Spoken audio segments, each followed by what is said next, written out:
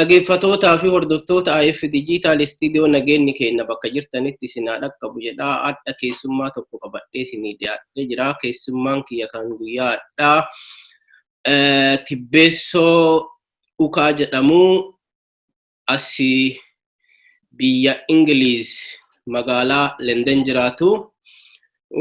Guyyaadhaa mata duree adda addaa kaasnee haasa'uuf deemna. Keessattuu sarbamuu mirga dhala namoomaa fi ittisa dhibee koronaa yookaan COVID-19 irratti marii bal'aa godhuu fi lamaaniin dhiyaannee jirra. Itti dhiyaadhaa jedhaa. Tibbeessoo baga nagayaanii gara AF Digital Studio dhufte anaa dhufuu dhiyaadhaa isiniin jenna. Baga nagaa nuyi dhiyaadam. Ayyee ulfaadhu. Atis baga nagaan jiraatte. Yaa waliin baga nagaan jiran. Akkam ta'e nagaami? Nagaa jirra, nagaa qabna galata Rabbii akka gaarii. Ayyee bareeda nagaa jiraatuuni Londonii kanatti koronaan nama baay'ee lafa dachaase jenneetu. Koronaan biyya keenya kanatti odoon beekin baay'ee namoota hedduu lubbuu namoota hedduu gaaga'uu danda'ee jira. Haa taatu ammaa fi yaaliin guddaan godhamaa jira. Amma lakkoofsi namoota doonii xiqqaataa jira. Akkasuma namoonni qabamanis lakkoofsi xiqqaataa jira. Abdiitu jira fakkaata. Ay bareeda kanumaa fi wal gaafannaa yeroo kana wal gaggaafatuun bareeda. Hiyyeessa du'een arganii gababaa dhaban waan jedhaniif. Akkasii dhaggeeffatoota keenya mee Tibbeessoo eenyuun akka ta'e afaanuma isaarraa dhageenyu mee Tibbeessoo Ukaa eenyu eessa dhalatee guddatee sadarkaa barnootaas amma eessa jiraata? Yaa Tibbeessoo akkati duruu maqaa dha'uu eegalteeni Tibbeessoo ani maqaan kee Tibbeessoo Ukaa jedhama. Arsii Nageelleettiin dhaladhee Arsii Nageellee keessatti ammoo naannofni baadiyaan keenyaa Leephis jedhama. Nageellee Arsiiti jennee jirra. Amma Nageelleen tuni dura akka biraatti waamna. Arsii Nageelleeti jedhamti. Amma ammoo Nageellee Arsiiti jennee jijjiirree jirra. Sanii fi akkasitti akkanaa sirreessituun barbaada. Waggaa muraasa amma waggaa hedduuf deemaa jirra. Nageelleerraa yookiin naannootti guddadhe sanirraa ka'ee naannawaa Nageelleetti akkasumas immoo Shaashamanneetti sadarkaa lammaffaa Shaashamanneettiin baradhee sanii booda akka carraa ta'ee biyyarraa bahee gara Keeniyaatti ture. Sanii booda as gara London dhufe yookiin UK dhufe magaalaa London kana jiraadha jechuudha amma. Itti aanseeti sadarkaa barnootaa na gaafattee turte. Ani asuma biyya kanatti haga dhufe mana barumsa School of Oriental and African Studies jedhamu University maqaa biraatiin ammoo SOAS University of London kan jedhamutti barnoota digirii duraa barnoota siyaasaatii fi akkasumas ammoo guddinaan baradhe development isa jennu. Sanii booda barnoota sadarkaa lammaffaa ammoo waa'ee guddinaa kanan baradhe yookiin development studies isa jedhamu isa kana dhiyoodhuma kana ofirraa hobbaasee akkasittiin jira jechuudha. Baay'ee ulfaadhu akka gaariitti ibsitee Tibbeessoo eenyuun akka ta'e namoonni hin beekne asirrumaan eenyu akka ta'e beekuu hin danda'u. Mee akkuma dura seensa irratti kaasuuf yaalee guyyaadhaa wanti irraa haasa'uuf deemnu sarbiinsa mirga namoomaa fi ittisa dhibee koronaa isa kana irraa haasa'uuf deemna. Mee dura sabramuu mirga dhala namoomaa tittiseennee mata duree kana osoo jal hin qabini mirga namoomaa jechuun matumti isaayyuu maal jechuudha? Gaafii bareeda. Mirgi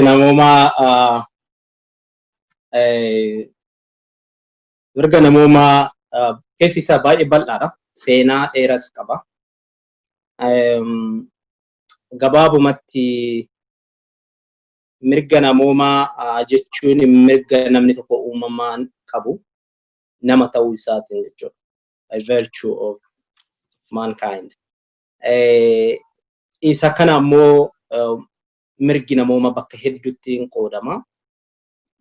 Akkasumas ammoo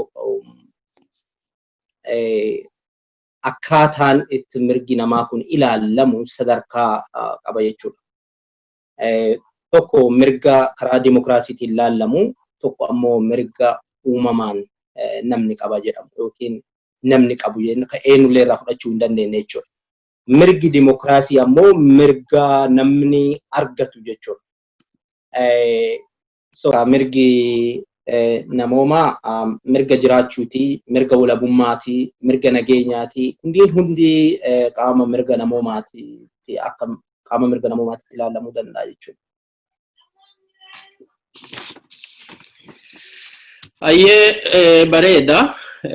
Mirgi dhala namoomaa akkuma atu jette mirga kennaa waa tokko sirraa hin fudhatin kan waaqa irraa sii kenname kan itti waliin dhalatte yeroo baa kanatti mirga namoomaa mirga dhala namaa karaa adda addaatiin namoonni hedduu hiikkaan isaa tokkollee yoo ta'e karaa adda addaatiin yaada akka itti ibsanitti hiikaa turanii mee kana kanumaan bira darbineeti hariiroon mirga dhala namoomaatii fi ittisni dhibee koronaa kan yeroo ammaa addunyaa raasee dhibeen kun akkuma dura jalqabaa kaastettu magaalaa keessanis namoonni baay'een du'anii jiranii as nu birattis ammas biyyi keenyas itti deemamaa jira. Isa kana mee mirgi biyya keenyatti sarbamiinsa mirga dhala namoomaa waliin yeroo kana biyyatti dhibeen kunillee babal'ataa jira.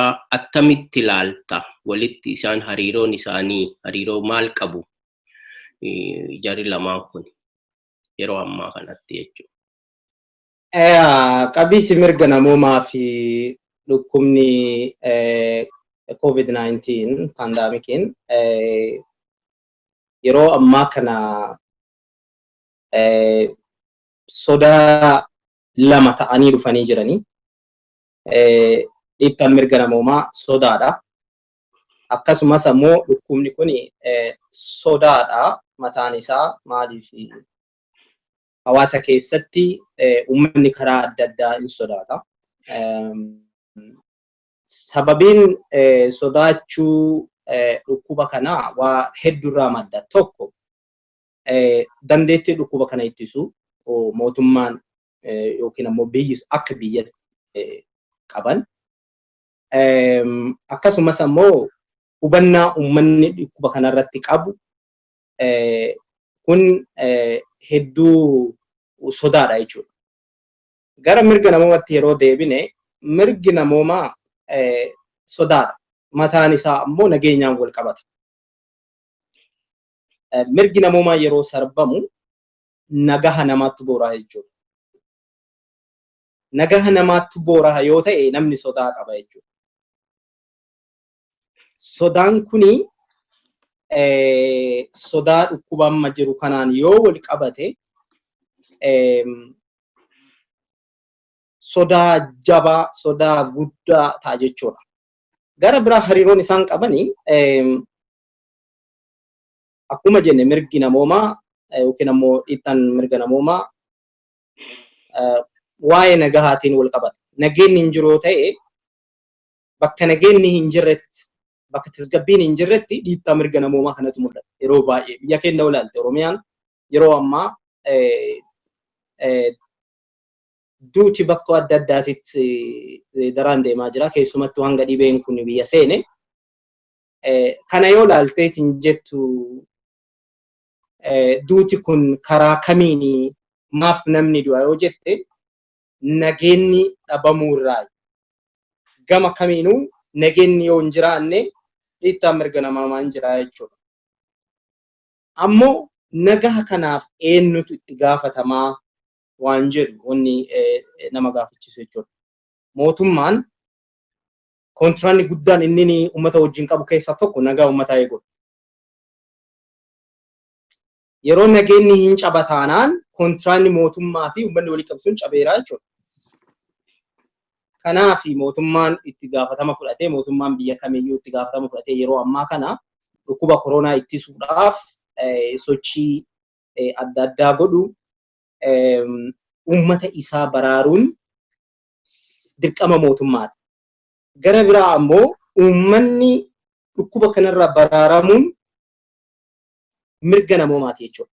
Namni kamiyyuu yaala argachuu qaba mirgi namoomaa.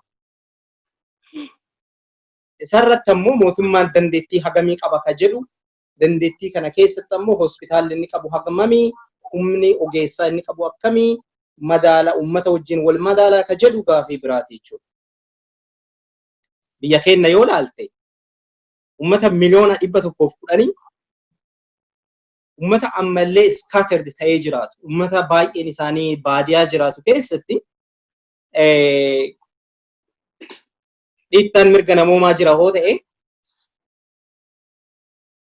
akkamitti dhukkuba kana ittisuun danda'ama? Maaliif uummatatti sodaa lama dabaluudha jechuudha.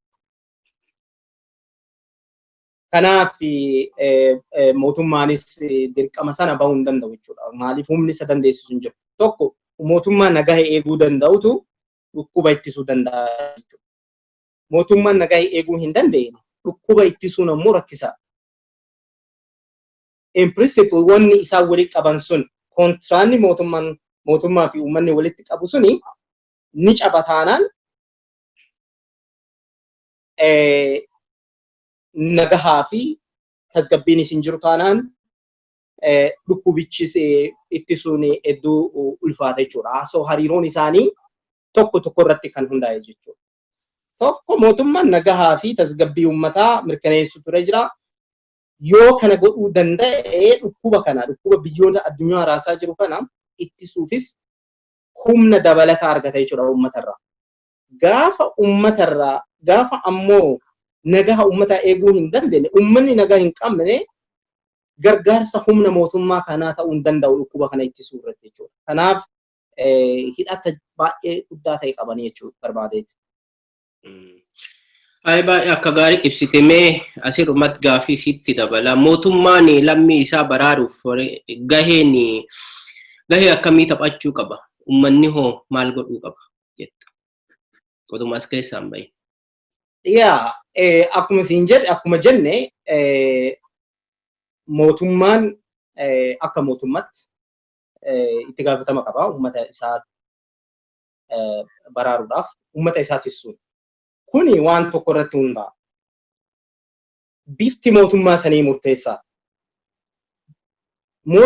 Biyyi mootummaa uummataa qabdu kontiraata isa jenne sana qabanii jechuudha waliigaltee.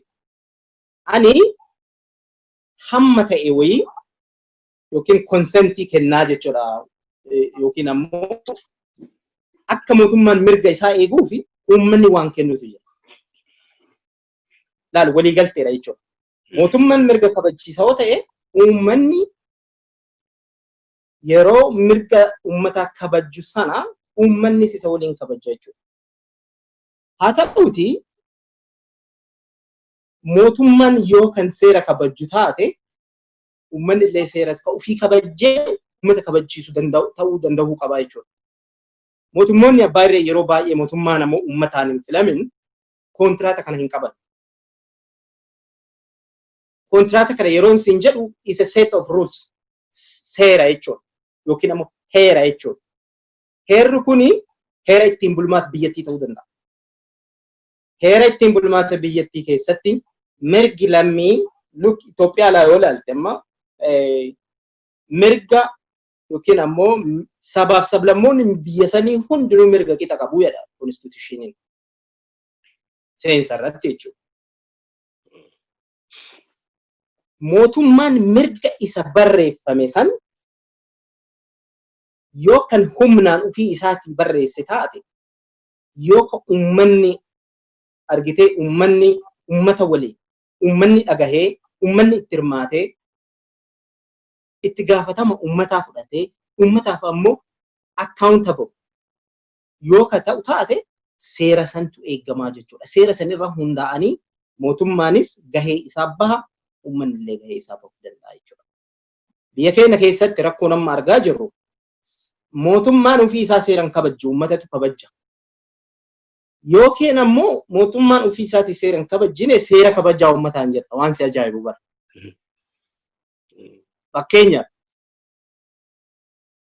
as dhiyenna kana wantoota deemaa jiru argita biyya keenya keessatti rakkoon dhukkuba koronaa vaayirasii caala rakkoo siyaasatiin biyya hudhamtee jirti. Rakkoo siyaasatiin wanni biyya hudhaa jiru maalidhaa? Seera kana cabsu. Gama mootummaatiin seerri kun cabuu isaatti mul'ata. Mootummaan filannoon mirga dimokiraasii keessaa isa tokko. Seera sila filannoon caamsaa geggeeffamu ture hamma yeroo hin beekamnetti darbee jira. Kana raggaasisan. Kuni gama mootummaatiin seera cabu jechuudha. Seerri kun ammoo seera visible ta'e kan mul'atu waan ta'eef uummanni hin argu. Mootummaan kun seera ka cabsu yoo ta'e uummanni akkamitti seera kana kabajuu danda'a? Waan jedhutu Gaafii namatti ta'a. Haa ta'uuti mootummaan itti gaafatama qaba. Uummata isaa baraaruun itti gaafatama mootummaa tokkooti jechuudha. Yookiin ammoo mootummaan kana hin goone hedduu rakkisaadha jechuudha. Hariiroon uummataaf mootummaa jidduu jiru citaa deema jechuudha. Maaliif mootummaan seera kana hin kabajoo taa'e seera kana in principle yoo ummataanis filame akka kamiin yoo ta'e seera kana hin eegu taanaan rakkisaadha jechuudha. Hedduu ulfaata. Kanaaf biyya keenyatti yeroo ammaa yoo ilaalte rakkoo amma dhukkuba koronaa wal qabatee labsii yeroo muddamaatu jira. Labsii yeroo muddamaa kana mootummaan kabajaa jira moo uummatatu kabajaa jira kan jedhu ilaaluun hin danda'amu. Uummataan mana galaa jedhee uummanni mana galee jira. Mootummaan yeroo walgahii adda addaa geggeessu argina. Sadarkaa olaanutti yeroo sochii adda addaa godhu argina. Sochiin uummataa look state of emergency inni jennu kun yookiin ammoo labsiin yeroo muddamaa kun aangoo uummata irraa fudhata. Aangoo guddaa mootummaaf kenna jechuudha. Mootummaan kun aangoo isaa kana enforce akka godhu uummata irratti kennaaf. Aangoo argate kana aangoo state of emergency in principle kenneef kuni mootummaan akkamitti itti fayyadamaa jira jedhus waan wal nama gaafachiisu. Kuni ga'ee isaatii maaltu ga'ee mootummaatiin maaltu ga'ee uummataati ka jedhu hedduu wal nama gaafachiisaa jechuudha. Kanaaf ummanni sodaa keessa jiru. Ummanni sodaa keessa jiru tokko sodaa isaatiifuu seera kabaja. Waan godhu malu godha jechuudha. Aangoon olaanaan, aangoon guddaan seera kana baase. Kan ammoo aangoo kana hojiirra oolchuu danda'u, enforce godhuu danda'u. Yoo hin kabajjine taate hedduu rakkisaadha jechuudha. Iddoo kanatti ga'een mootummaa fi ga'een uummataa wal faallaa deema jechuudha. Haa ta'uti isa kana mootummoonni biyya alaa yoo ilaalte seera kabajan. Seera ofii baasan kabajan. Biyyoonni hedduun yeroo muddamaa labsanii jiran. Garuu ammoo yeroo muddamaa san ofii isaaniitii kabajan. Seera biyya keenya kanatti naannoo Iskootlaandiitti fakkeenyaaf itti gaafatamtuun saayintistiin takka seera cabsite. Mana isii kan lammataa kan yookiin ammoo holiday home jedhan isa deemte. Isa waan deemte qofa aangoo risaan aangoo gadhiisuu qabdaa jedhanii. Aangoo gadhiifte. Biyya seera ofii baafte kabajitu jechuudha. Biyya keenyatti kun hin jiru, Oromiyaa keessatti yookiin Itoophiyaa keessatti kun hin jiru mul'atu yeroo baay'ee. Kanaaf gaheen mootummaa is invisible jechuudha. Gaheen mootummaa hin mul'atu jechuudha. Mootummaan in practical wanni qabatamaan gaheen isaa raawwata jennu hedduu rakkisaa. Kana jechuun gahee isaanii bahan jiran jechuun gahee isaanii amma danda'an bahaa jiran. Garuu gahaadha jechuun hin danda'amu. Uummanni hoo uummanni gahee isaa bahuu ka danda'u gahee ni qaba. Garuu gahee isaa bahuudhaafi wantoonni ulaagaan amma jennu kun guutamuutu qaba. Guutamuutu irra jira. Uummanni akka seera kabajuuf seera kabajuu ofii isaaniitii seera kabajuu seera eeguu kanniintu yeroo baay'ee baariyaa ta'ee waan mul'atuu fi mootummaan kanniin sirreessuun haala uummanni itti gahee isaa bahatuu danda'u haala aanjessuun mootummaarra jira. Mootummaanis ammoo gahee isaa kana qabatamaan hojiirra oolchuutu eegamaa jechuudha. Mootummoota fakkeenya biyyoota kana kabajaan jira jechuudha. Yeah. Ya bareeda akka gaariitti kaastee ani asirratti dabalullee nan barbaachisu haa ta'u qabxii tokko lama jedhee bira darbaa. Akkuma atu jette mootummaan seera baasa. Seera mootummaan baasee seera sana hojiirra oolchisiisuu qofa osoo hin ta'in seera baase sana ofii isaa bitamuu qaba. Mootummaan sunis kan irra dhaabbatee hundeeffame seera waan ta'eef jechuudha. Bakka mootummaan ofii isaati seera cabsee argamutti sabni immoo uummanni biyya sana keessa jiraatu seera kabajuu hin danda'u jechuudha. Kanaaf amma yoo arginu Itoophiyaa keessatti akkumatu qabxiilee hedduu kaafte bakka itti walgahii gurguddoo ta'e ofii isaaniitii bayanii yoo namoonni immoo uummanni biyya keessa jiraatu yoo akka tasaa paablikii bahee jedhu uummata sana seera cabsitan jedhanii yoo isaaniitii tumanii caccabsanii ajjeesanii bineensaa kennuuni kunin seera ofii baasan osoo ofii hin kabajini nama biraatiin kabaji jedhanii gadi qucuudha gadi mataa keessa tumuu natti fakkaata. Mee kana kanumaan bira darbinee akkuma beekamu yeroo ammaa kana Itoophiyaa keessatti gara adda addaatiin mirgi dhala namoomaa kan miidhamu kan tumamu kan namni ajjeefame bineensaa kennamu argina. Guutumaan guututti seerri ni cabeera. Seera cabeeru argina. Mirgi namaa kan dhiitamaa jiru argina. Isuma kana sababeeffachuuni yeroo dhiyoo kana dhaabbanni mirga dhala namaatiif mormu tokko gabaasa wayii dhiyeessee ture. Dhiittaani mirga namoomaa biyya Itoophiyaa keessattuu naannoo lama tuqee naannoo Itoophiyaa keessaa Oromiyaa fi naannoo Amaaraatti mirgi dhala namaa yookaan dhiittaan mirga dhala namaa jabaatee akka itti fufee jiru gabaasa kennee ture jechuudha. Isa kana gabaasa kana yoo arginu namoonni yaa garaagaraa hiikaa jiranii mee ati gabaasicha kana akkamitti ilaalta? Mee kan namoota dhiisne kan namootaatis wal qabsiiftee yoo dubbatu illee barbaadde. Ati akkamitti ilaaltame? Yaa gaaffii bareeda na gaafatte. Dhaabbileen mirga namoomaatiif morman hedduun isaanii biyya san irratti gabaasa adda addaa dhiyeessaa turan. Amnesty International haa ta'u, Human Rights Watch haa ta'u, isaan localized ta'an kanneen biyya keessa jiran haa ta'u, akkasumas ammoo Horn of Africa in gabaasu. Gabaasni adda addaa jira. Gabaasti Amnesty International keessattuu bara 2014 because I am Oromoo ka jedhu gabaasa addaa ture. Maaliifi tokko focus kan ta'e Oromoo rakkoo Oromoo irratti kan xiyyeeffate dhoksaa hedduu kan mootummoonni abbaa irree raawwataa turan kan wal qabata qabu kan yeroo mootummaa yeroo sanaas mootummaan TPLF raawwataa ture addunyaatti kan agarsiise dhiyeenya kanas isa ka fakkaatu jechuudha.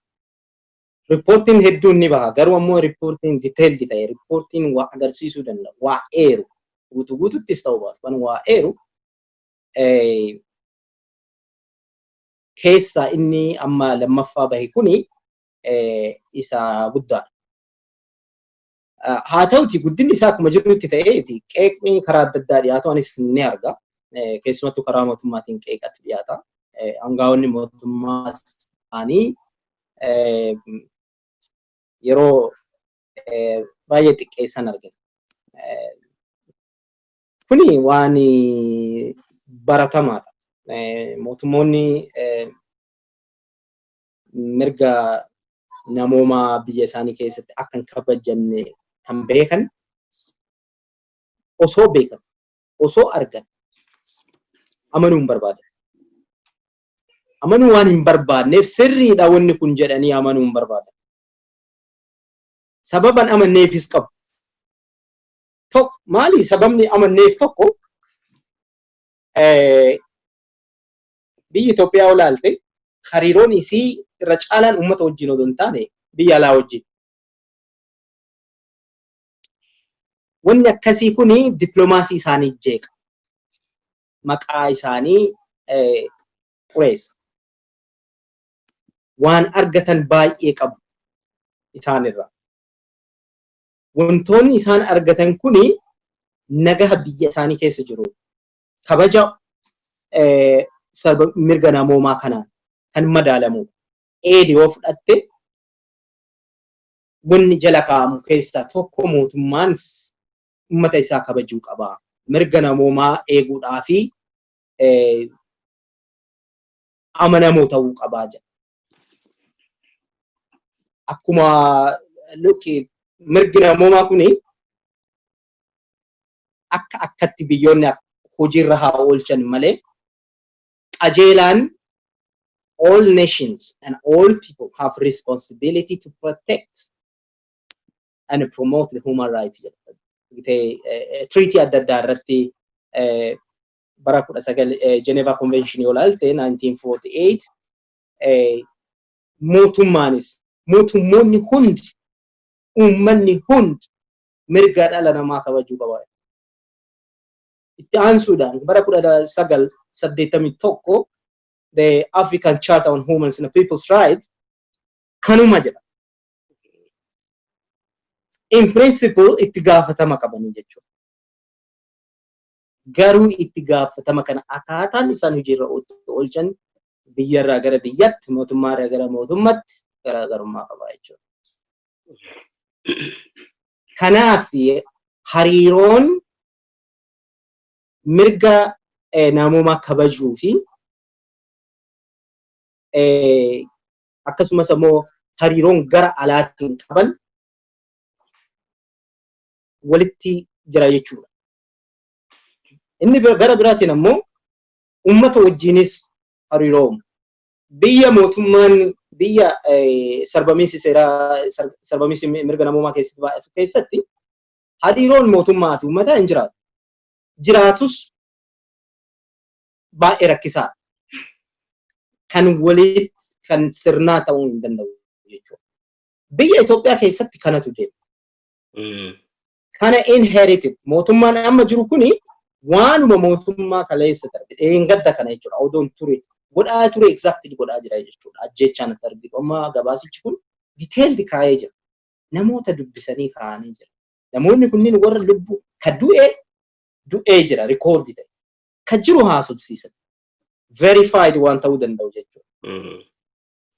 Otoo kana arganii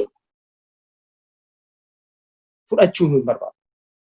Akkam fudhanneef ammoo qajeela baanii hin fudhannuun jedhan wanna isaan jaantu jira tokko gabaasichi rakkoo qabaa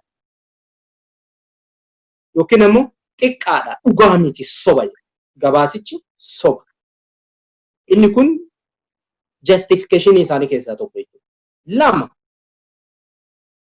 qaama biraatitti quba qabuu barbaadu. Lakki nu uumiti blame game jechuudha. Lakki nu uumiti qaama biraatti raawwateedha. Gara seeratti yoo as deebitee ilaalte mootummaadha ka jedhamu naannawa bulchusan keessatti iddoo area defined ka ta'e territory defined ta'e kan qabu kan uummata qabu jechuudha. Wanni mootummaa isa godhu. Humni biraa kan inni quba itti qabu kuni isaan ala ka jiru hin jiru. Mootummaan ala ka jiru tokko illee hin jiru. Kanaaf mootummaan quba namoota biraatitti qabuuf yakka dalagame nama biraatitti quba qabuunis ta'e waakkachuun itti gaafatama qabu sana itti gaafatama silaa fudhachuu malu jalaa isa baasuu hin danda'u.